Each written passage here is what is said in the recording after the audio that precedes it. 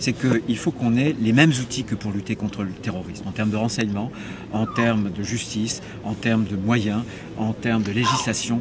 Il y a un arsenal législatif qui va nous permettre de nous réarmer. Mais si on ne produit pas cet effort-là, moi je prends les Françaises et les Français à témoin, la France sera sur la voie de la mexicanisation. C'est terrible de dire ça. Et du coup, vous allez mettre ça en place à partir de quand? Je veux dire, le plus vite possible. Le plus vite possible. Les premières choses qui vont être mises en place concrètement seront quoi exactement?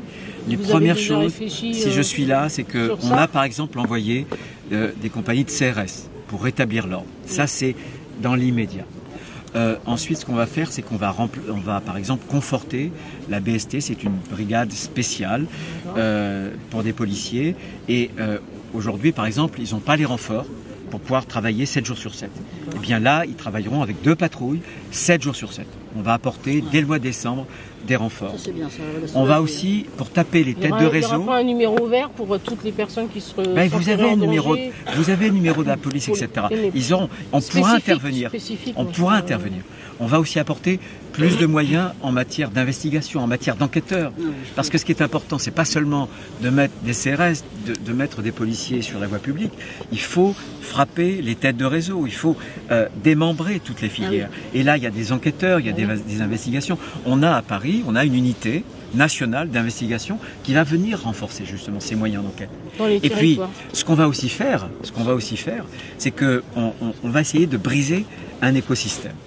L'écosystème de la drogue, c'est des filières, mais c'est en même temps, ça va celui qui chauffe, c'est le guetteur, les nourrices, les charbonniers, etc. Vous connaissez ces termes malheureusement.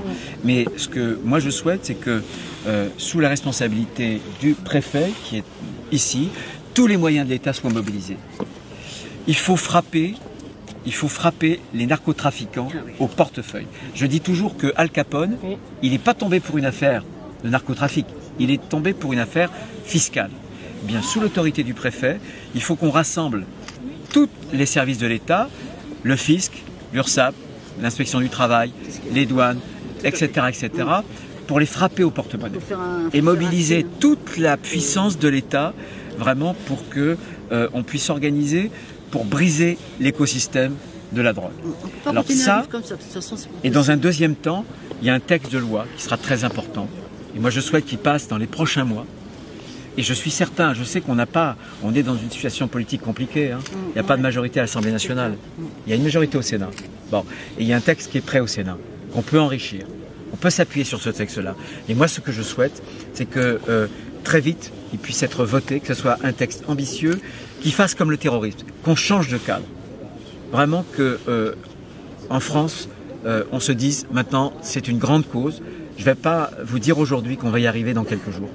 Ça serait un mensonge. Il nous faudra du temps, mais il faut en prendre les moyens. Et moi je suis absolument déterminé.